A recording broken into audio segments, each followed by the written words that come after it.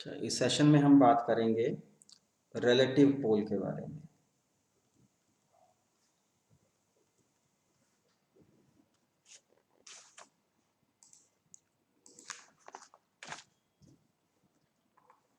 तो पहले हमने पोल के बारे में बात किया था और हमें ये समझ में आया कि pole is centre of rotation for finite rotation. ठीक है, यहाँ पे ये पोल है और फाइनाइट रोटेशन थी। साथ में मैं थोड़ा यहाँ पे ऐड कर देता हूँ ताकि हम इसको कंट्रास्ट कर पाए रिलेटिव पोल के साथ। Centre of rotation for finite rotation with respect to a fixed link।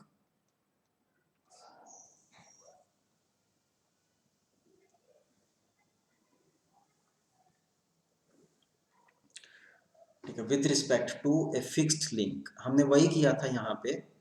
ये 4 बार मैकेनिज्म देखते, इसमें ये हमारा फिक्स लिंक था, ये फिक्स लिंक था और फिक्स लिंक को हमने फिक्स रखा और फिर देखा कि वो रोटेट हो रहा है और किस तरह से उसका आ रहा है। ठीक है, अब रिलेटिव पोल होता है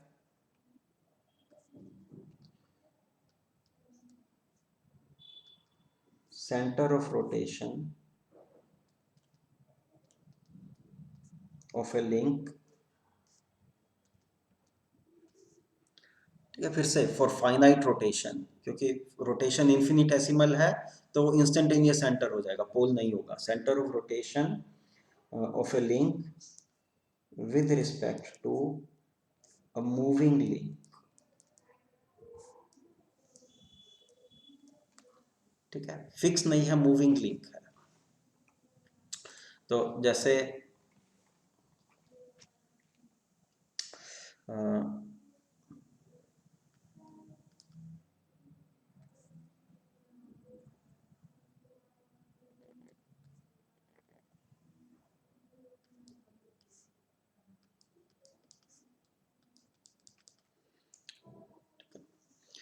मान लो मैं चाहता हूं centre of rotation of C D with respect to A B.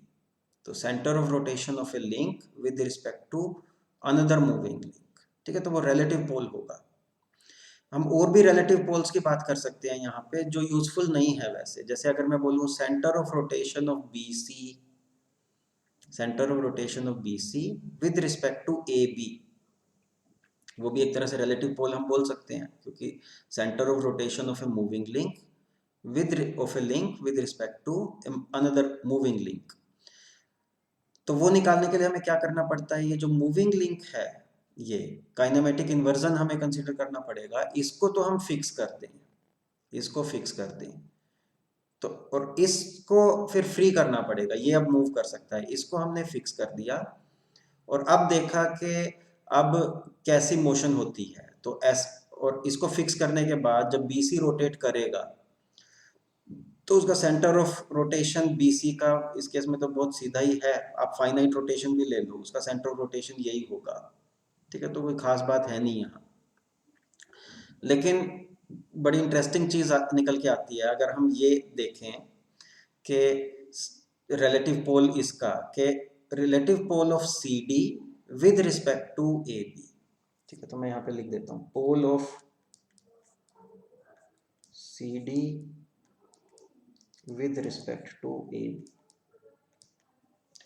वो रिलेटिव पोल होगा क्योंकि पोल ऑफ पोल या बोल दो centre of rotation of C D with respect to a moving link, A B moving link है। लेकिन इसको निकालने के लिए, इसको निकालने के लिए हमें क्या करना पड़ेगा, निकालने के लिए हमें ए बी को फिक्स करना पड़ेगा। काइनेमेटिक इन्वर्जन लेंगे क्योंकि with respect to A B है, ए बी को फिक्स करेंगे और फिर देखेंगे कि कैसी मोशन इसमें होती है, सी डी की रोटेशन होती है और उसके हिसाब से हमारा पोल निकल के आएगा। ठीक है, तो देखते हैं वो रिलेटिव पोल कैसे निकलेगा। मान लो कॉन्फ़िगरेशन जो यहाँ पे दिया है उसमें मोशन ऐसी है कि अगर हमने इसको रोटेट किया बाय एंगल थीटा 1 2, तो ये हमारा रोटेट हो रहा है बाय एंगल फाई 1 2। ठीक है, मान लो ऐसा है। ठीक है, मैं यहाँ पे ये लाइन भी लगा देता हूँ जो फिक्स लिंक है।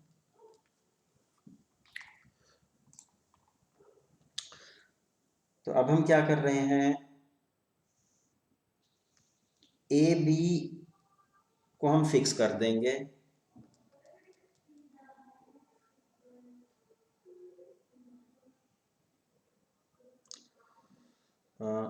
ये सी,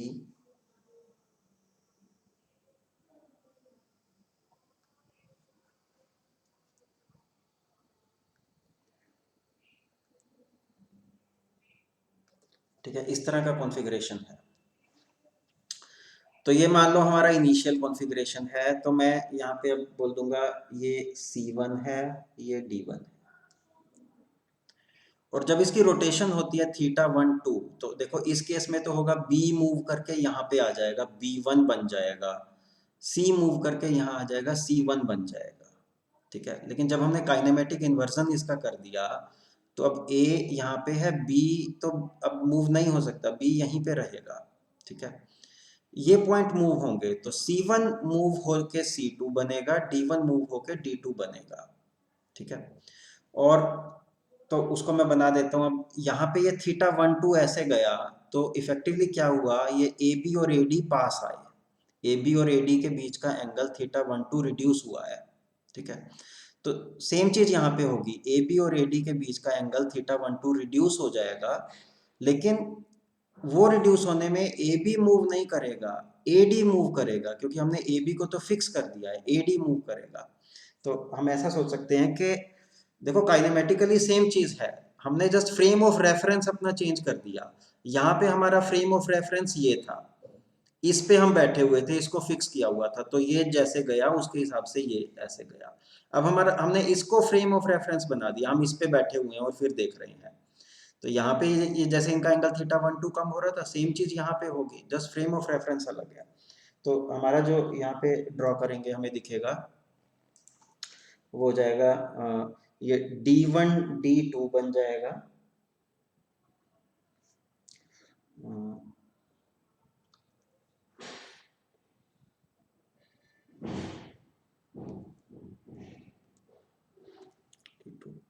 C1 रोटेट करके यहाँ पे आ जाता है, ये पॉइंट हो गया C2,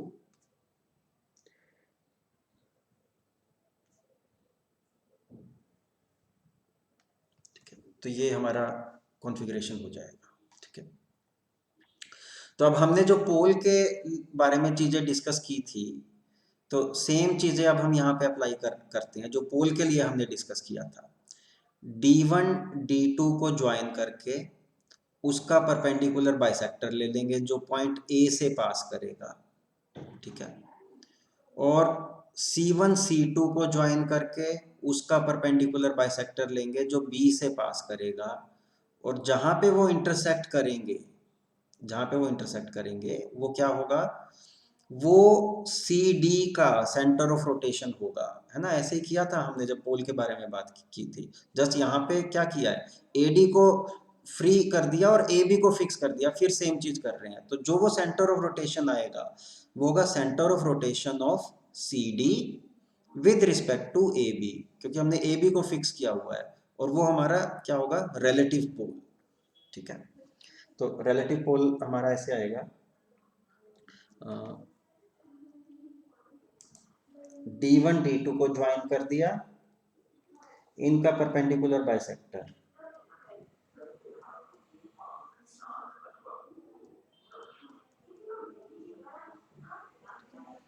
ऐसे ही इधर C1 C2 को ज्वाइन करके उसका परपेंडिकुलर बाइसेक्टर,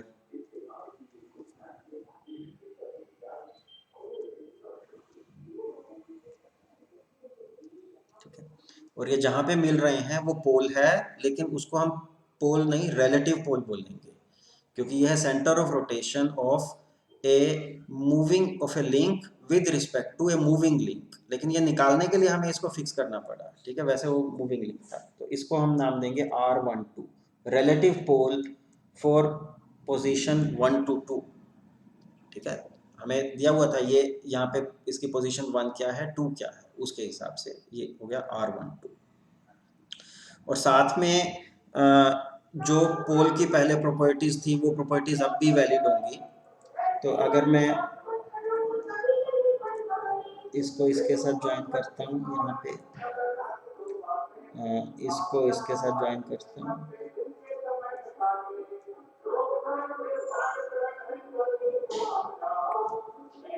यहाँ इसको D2 से लगा दिया, तो D1 से लगा दिया, ठीक है। तो ये जो सारे एंगल हैं, ये सारे एंगल्स इक्वल होंगे। क्यों? ये जो पहला एंगल है यहाँ पे, ये है एंगल सबटेंडेड बाय, देखो इसको अगर आप इनपुट बोलना चाहो, इसको इनपुट, क्योंकि अब ये तो फिक्स हो गया, इधर इसको इनपुट बोल सकते हो, इसको आउटपुट बोल सकते हो। Angle subtended by input in position 1 या इन position 2 equals angle subtended bye output इन पोजीशन 1 और पोजीशन 2। ये पोल की प्रॉपर्टी थी, हमने डिस्कस कर लिया है ऑलरेडी। तो अगर मैंने इस एंगल को 1 बोला, तो यहाँ पे ये जो एंगल बन रहा है ये भी 1 है, ये जो एंगल बन रहा है ये भी एंगल 1 है, और इधर जो एंगल बन रहा है ये भी एंगल 1 है, ठीक है। ये चारों एंगल इक्वल है। और यहाँ पे ये जो एंगल है, ये एंगल कितना है? θ12, θ12, क्योंकि हमने इसको θ12 रोटेट किया था, काइनेमेटिक इन्वर्जन में θ12 ये रोटेट होगा। तो यहाँ जो ये एंगल बन रहा है, ये इसका परपेंडिकुलर बाइसेक्टर था, ये θ12 का हाफ होगा। ये जो एंगल है यहाँ, ठीक है, ये एंगल है, इसको चलो यहाँ पे इंडिकेट कर देता हूँ, इजी रहेगा थोड़ा।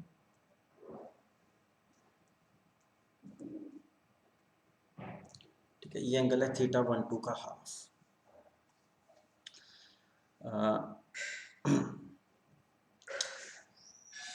अब एक चीज अगर हम देखें यहाँ पे, कपलर की रोटेशन कितनी हुई है, ठीक है। कपलर की रोटेशन हुई है 2 टाइम्स एंगल 1, 2 टाइम्स एंगल 1। देखो ये पोल की प्रॉपर्टी थी, हमने पहले डिस्कस कर लिया था। We can think of coupler motion as rotation about pole by angle 2 times angle 2, ठीक है। ये तो यहाँ पे इस डायग्राम में ये हमारा कपलर हो गया है, ये कपलर है अभी इसमें, ठीक है। तो कपलर की जो रोटेशन है, वो रोटेशन जो देखो, अगर हम ये लें C1 R12 D1 और फिर C2 R12 D2, तो C वहां से वहां तक जाने में उसकी जो रोटेशन है, कपलर की रोटेशन, क्योंकि हमने ये ऑलरेडी डिस्कस किया है कि ये जो पोल है ये सेंटर ऑफ रोटेशन है, फाइनाइट रोटेशन के लिए कितनी हुई है? 2 टाइम्स एंगल 1। तो मैं यहाँ लिख रहा हूँ रोटेशन ऑफ CD, ये इस कॉन्फ़िगरेशन में रोटेशन ऑफ CD कितनी हुई है? 2 टाइम्स एंगल 1, ठीक है। और रोटेशन ऑफ CD हम यहाँ पे जो 2 टाइम्स एंगल 1 है, वो देखो हम इन दोनों को एक्सटेंड करके CD की जो फाइनल पोजीशन है और CD की जो इनिशियल पोजीशन थी, इन दोनों के बीच में जो एंगल होगा, ये एंगल भी यही होगा, 2 टाइम्स एंगल 1। ये रोटेशन ऑफ CD ही है, 2 टाइम्स एंगल 1। आपने किसी चीज को रोटेट किया तो एंगल कहीं भी मेजर कर लो, यहाँ पे मेजर कर लिया, या इस पे ये लाइन थी, वो इस पे ये लाइन, पहले ये लाइन थी और फिर बाद में वो लाइन ये हो गई, उन लाइंस के बीच में जो एंगल है वो 2 टाइम्स एंगल 1 होगा। ये 2 टाइम्स एंगल 1 है, ठीक है। अब इस रोटेशन को निकालने का एक और तरीका है, और हम उस तरीके से इस रोटेशन को निकाल लेंगे, और 2 टाइम्स एंगल 1 को हम जो दूसरे तरीके से इस रोटेशन के निकालेंगे, दोनों के इक्वल रख देंगे, और उससे हमें एक एक्सप्रेशन मिलेगा जो फाइनली हमारे लिए बहुत यूजफुल है, ठीक है। तो हम कैसे सोच सकते हैं CD की जो रोटेशन हुई है उसको? देखो मैं नेक्स्ट पेज पे बना के करता हूँ।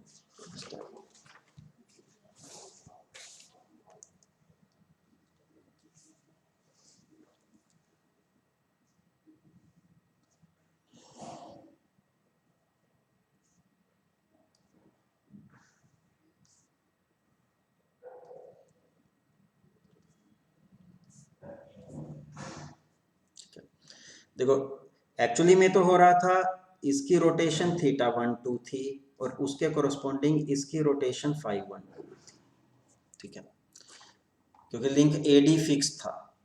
लेकिन हमने आर्टिफिशियली क्या किया, इसको फिक्स कर दिया और फिर AD मूव करेगा और BC मूव करेगा, और मूव करने के बाद क्या होगा वो निकालने का एक और तरीका है जो सिंपल लॉजिक से निकल जाएगा। देखो कैसे हम ऐसा कर सकते थे कि पहले हमने,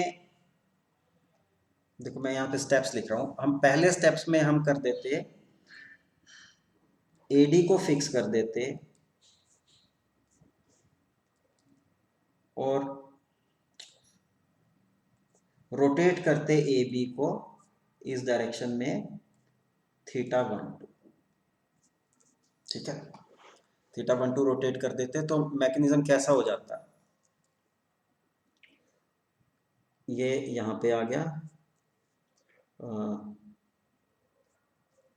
BC और ये φ12 रोटेट करके, ठीक है, ऐसा होगा, इस तरह का बन जाता, ठीक है। और अब उसके बाद हम इसको, अब ये जो हमारा जो कॉन्फ़िगरेशन है जो यहाँ पे ब्लू में दिख रहा है, उस कॉन्फ़िगरेशन को लॉक कर दे, लॉक कर दो, लॉक, ये जो हमने ये डैश आप देख रहे हो कॉन्फ़िगरेशन, इसको लॉक कर दिया, ठीक है। लॉक कर दिया मतलब नो रिलेटिव मोशन अलाउड, क्योंकि मोशन तो जो होनी थी हो चुकी है θ12 φ12, अब नो रिलेटिव मोशन अलाउड, इसको लॉक कर दिया और इसको वापस घुमा दिया बाय एंगल θ12, ठीक है, θ12 इसको वापस घुमा दिया हमने। तो उसके बाद लॉक, पहले रोटेट किया फिर लॉक कर दिया और फिर अगले स्टेप में लॉक करने के बाद रोटेट इस डायरेक्शन में बाय θ12, और ऐसा करने के बाद क्या हो जाएगा, तो देखो ये जो पॉइंट था, ये पॉइंट वापस यहाँ पे आ जाएगा, वापस यहाँ पे, ठीक है। तो इफेक्टिवली क्या हुआ, हमने ए बी को फिक्स कर दिया, वही आएगा कॉन्फ़िगरेशन, वही आएगा जो ए बी को फिक्स करके आना था, पर साथ में ये जो ए डी था, जब पहले स्टेप में तो ए डी की मोशन हुई नहीं, लेकिन लॉक करके जब θ12 रोटेट किया तो ए डी रोटेट होके ऐसा हो जाएगा, यहाँ पे आ जाएगा, डी रोटेट होके इधर आ जाएगा, और सी यहाँ से रोटेट, सी यहाँ से मूव होके इधर आ जाएगा। तो हमने इसको ऐसे ब्रेक कर लिया, पहले θ12 रोटेट कर दिया ए डी को फिक्स करके, वो φ12 रोटेट हो जाएगा, फिर कॉन्फ़िगरेशन को लॉक कर दिया और फिर उसको वापस रोटेट कर दिया θ12, और वापस करने के बाद अब मैं एक और रंग में बना देता हूँ यहाँ पे, वो ऐसा हो जाएगा, ये वापस यहाँ पे आ जाएगा ए बी, डी इधर आ जाएगा रोटेट करके, ठीक है, और सी जहाँ भी उसको आना होगा ऐसा आ जाएगा, ठीक है। तो हमें ये जो रेड वाला देख रहे हो, हमें ये वो वाला कॉन्फ़िगरेशन मिल गया है जो आपने पहले देखा यहाँ पे, ये C2D2 वाला, AB C2D2, ये जो कॉन्फ़िगरेशन है ये सेम होगा जो हमें यहाँ पे ये रेड में जो कॉन्फ़िगरेशन मिला है, ठीक है। और ऐसा करने में CD की रोटेशन कितनी हुई, अब हम देख सकते हैं CD की रोटेशन कितनी हुई। पहले स्टेप में CD की रोटेशन हुई थी φ12, देखो φ12 रोटेट हुआ था CD पहले स्टेप में, उसके बाद लॉक कर दिया, और दूसरे स्टेप में तो हमने लॉक करने के बाद रोटेट किया है, तो CD की रोटेशन होगी उस डायरेक्शन में θ12, θ12 ऑपोजिट हो जाएगी। तो CD की जो नेट रोटेशन है, ये देख के हमें पता लग गया, जो नेट रोटेशन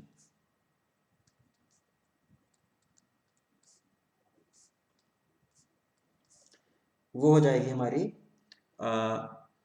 थीटा, एक पहले थीटा रोटेट किया और फिर फाई वापस कर दिया, थीटा रोटेट किया और फाई वापस कर दिया, तो हो जाएगी थीटा माइनस फाई,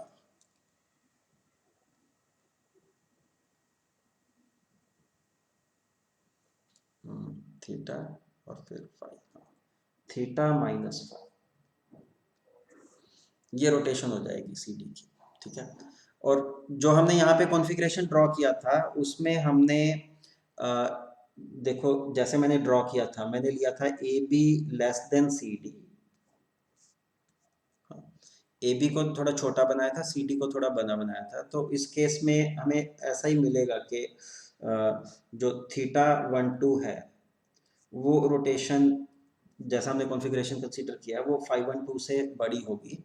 तो थीटा 1 2 माइनस 5 1 2 ये पॉजिटिव होगा। ठीक है, तो सी डी की रोटेशन हमने इस तरह से समझी तो हमारे आई थीटा 1 2 माइनस 5 1 2।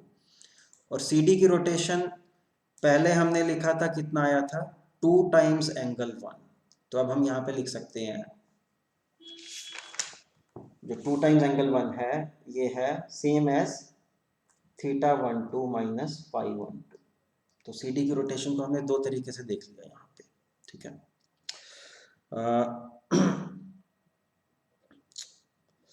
अब जस्ट एक फाइनल स्टेप बचा है यहाँ पे।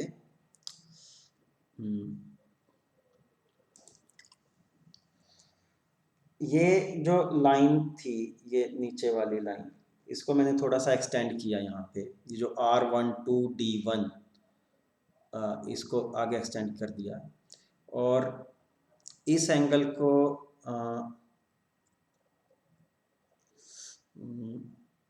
एक सेकेंड रुको यहाँ पे।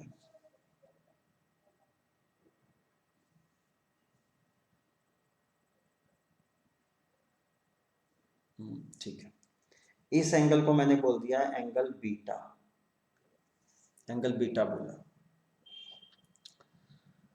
अब अगर हम ट्रायंगल, एक ये ट्रायंगल देखें R12A D1, R12AD1, इस ट्रायंगल को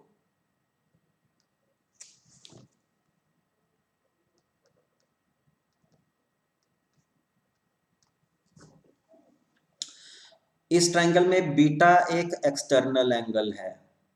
नहीं, बीटा एक्सटर्नल एंगल नहीं है, सॉरी, क्योंकि बीटा है, ये एंगल भी तो बीटा ही है। इधर यहाँ पे जो एंगल बन रहा है ये भी बीटा है।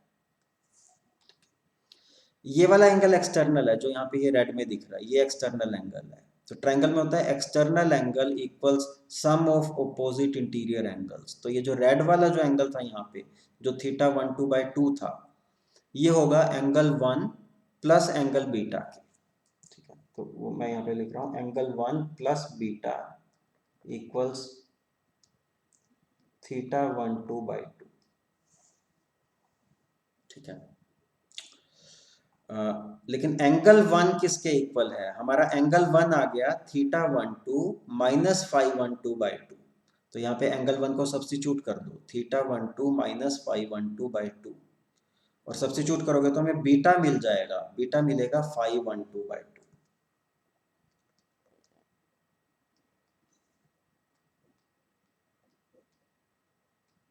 ठीक है, बीटा मिल गया हमें 5 1 2/2। तो ये पूरा हो गया है। अब मैं जस्ट इसको देखो, अब अभी तक हमने क्या किया, यहाँ पे ये रिलेटिव पोल बनाने के लिए बड़ी हमें ये कंस्ट्रक्शन करनी पड़ती है।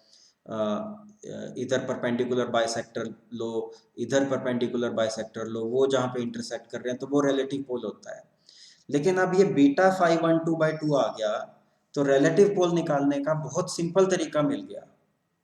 मैं वो पहले इसी फिगर में एक्सप्लेन करता हूँ, फिर एक अलग से बना दूंगा।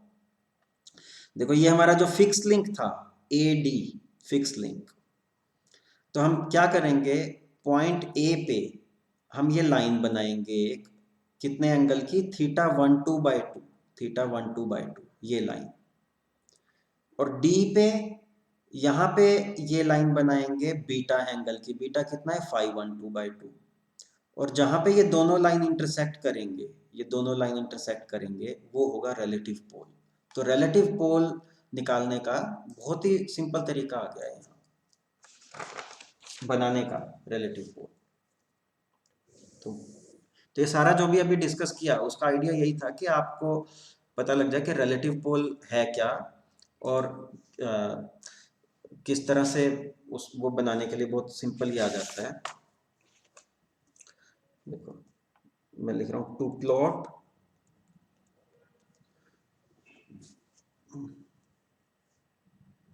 relative pole of CD with respect to AB। ठीक है, तो मैं एक बार फिर से ये बना देता हूँ, बस ये ऑलमोस्ट पूरा हो गया है यहाँ।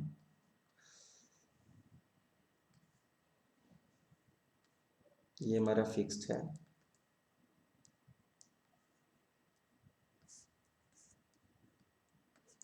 हमें निकालना है relative pole of C D with respect to A B, और हमें ये दिया हुआ है जब इसकी रोटेशन θ12 इस डायरेक्शन में होती है, तो मान लो इसकी रोटेशन φ12 इस डायरेक्शन में हो रही है। ठीक है, वो 1 से 2 पे जा रहा है, उसके कोरस्पॉन्डिंग एंगल है φ12। तो हमें ड्रॉ करना है, तो कैसे करें?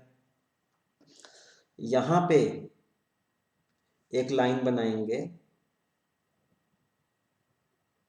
ठीक है, देखो अबाउट पॉइंट ए हमने ये लाइन बनाई, θ12 की रोटेशन क्या थी? क्लॉकवाइज। हम एडी को हम रोटेट कर रहे हैं about point A, anti clockwise direction में, उल्टी डायरेक्शन में। ठीक है, तो कितना रोटेट कर रहे हैं? ये एंगल होगा हमारा θ12/2। ये इस डायरेक्शन में था, तो अबाउट ए रोटेट कर दिया θ12/2। ठीक है, अब इसको एडी को मैं और लंबा कर देता हूँ आगे ऐसे,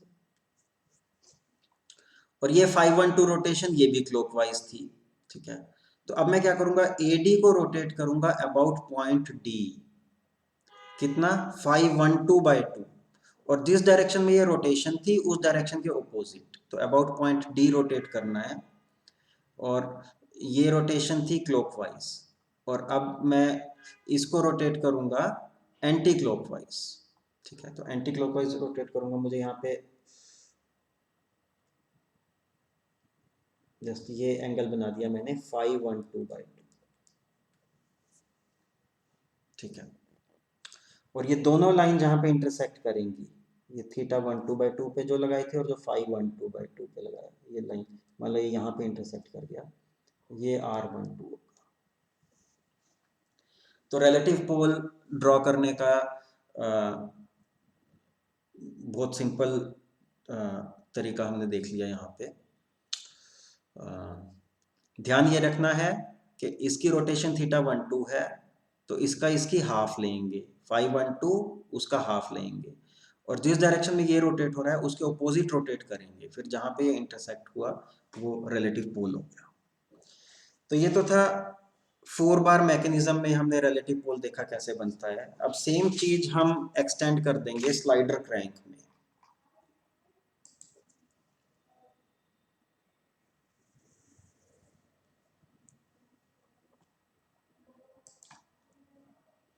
अगर हमें प्लॉट करना है रिलेटिव पोल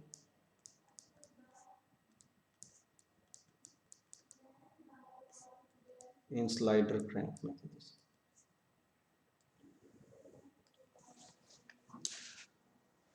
तो स्लाइडर क्रैंक मैकेनिज्म में कैसा होगा? जैसे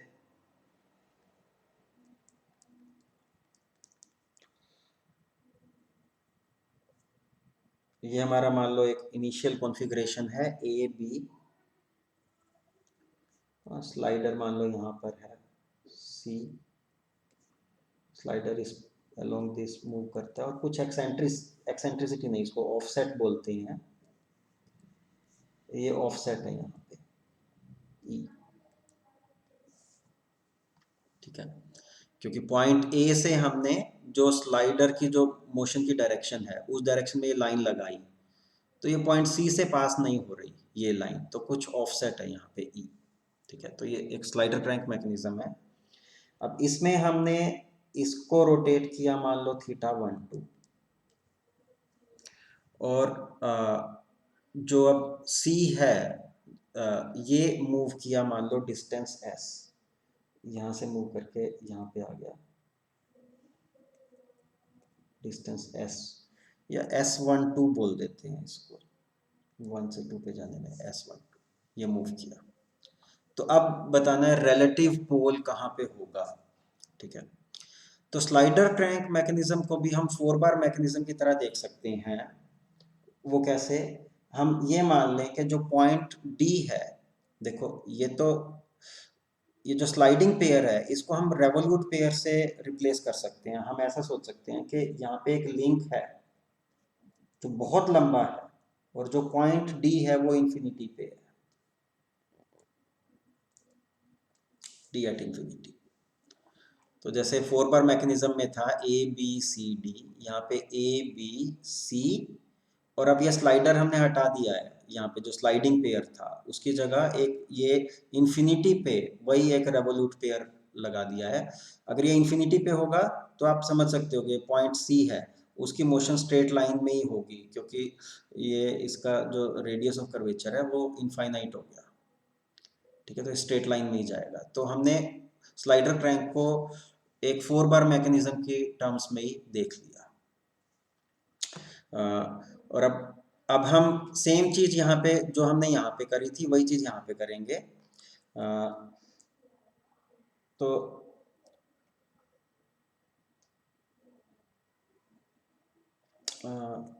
एक्चुअली ये जो S12 मूव हुआ यहाँ पे,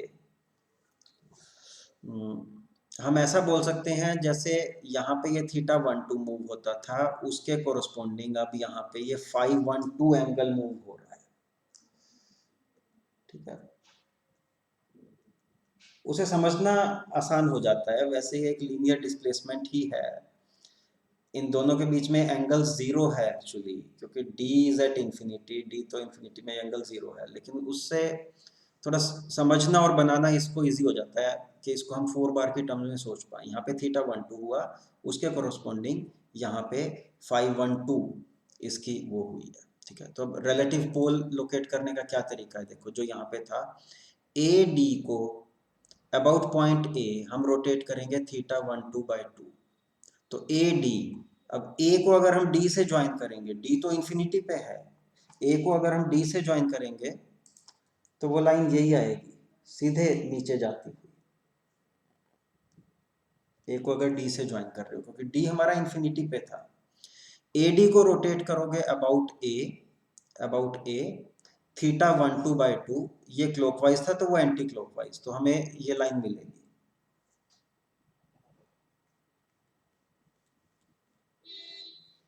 तो हमने इस डायरेक्शन में कर दिया ये एंगल θ12/2।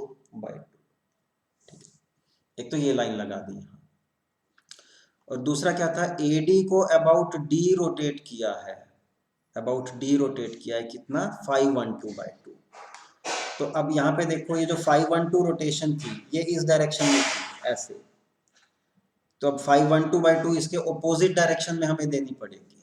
ठीक है, और AD को रोटेट करोगे, देखो AD ये है AD, इसको रोटेट करोगे लेकिन जो φ12 वाली डायरेक्शन थी उसके ऑपोजिट, मतलब इस डायरेक्शन में रोटेट करोगे। और इस डायरेक्शन में कितना रोटेट करना है, इसका हाफ। अगर इसका हाफ रोटेट करेंगे तो जो यहाँ पे ये जो लाइन है डी तो इंफिनिटी पे है, तो इफेक्टिवली ये होगा कि रोटेट करने के बाद यहाँ पे जो डिस्प्लेसमेंट एस थी उसकी हाफ डिस्प्लेसमेंट यहाँ पे हो जाएगी। तो अगर मैं दूसरी लाइन यहाँ पे बनाना चाहूँ उसके लिए, तो वो लाइन एक ये बनेगी कि मैंने यहाँ से S12 के हाफ डिस्टेंस पे एक लाइन लगा दी। ये लाइन भी आगे D से पास हो रही है क्योंकि D इंफिनिटी पे है। तो देखो इसकी जगह मैंने ये बनाया, it is same as rotating AD by φ12/2 in this direction, क्योंकि उस डायरेक्शन में रोटेट किया तो S12 मूव करता था, अब हाफ रोटेट करेंगे तो S12 का हाफ इतना रोटेट करेगा। तो यहाँ पे इन दोनों के इंटरसेक्शन पे जो पॉइंट मिल गया ये रिलेटिव पोल है R12। ठीक है, तो ये स्लाइडर क्रैंक में हम रिलेटिव पोल कैसे बनाते हैं, तो मैं एक बार फाइनली जस्ट यहाँ पे देखो दोनों केस में समराइज कर देता हूँ। यहाँ θ12 उसका हाफ, φ12 उसका हाफ, जहाँ इंटरसेक्ट करे वो रिलेटिव पोल है। और यहाँ पे ये θ12 था, अब क्योंकि D इधर है इंफिनिटी पे तो उसका हाफ ऑपोजिट डायरेक्शन में, और ये स्लाइडर क्योंकि इधर गया था तो AD को हम ऑपोजिट डायरेक्शन में ले लेंगे, S12 का हाफ। अगर स्लाइडर इधर आता, इस डायरेक्शन में मूव होता तो फिर वो उधर जाता, क्योंकि ऑपोजिट करना है हमें, उसका हाफ, और ये दोनों जहाँ इंटरसेक्ट हुए वो रिलेटिव पोल होगा। ठीक है, तो यहाँ पे रुकते हैं। तो हमने अब तक डिस्कस कर लिया है कि पोल क्या है और रिलेटिव पोल क्या है, पोल की प्रॉपर्टीज क्या हैं, और कैसे हम रिलेटिव पोल बना सकते हैं, बहुत सिंपल तरीका। और आगे हम देखेंगे कि इसको यूज़ करके मैकेनिज्म को सिंथेसाइज कैसे करते हैं।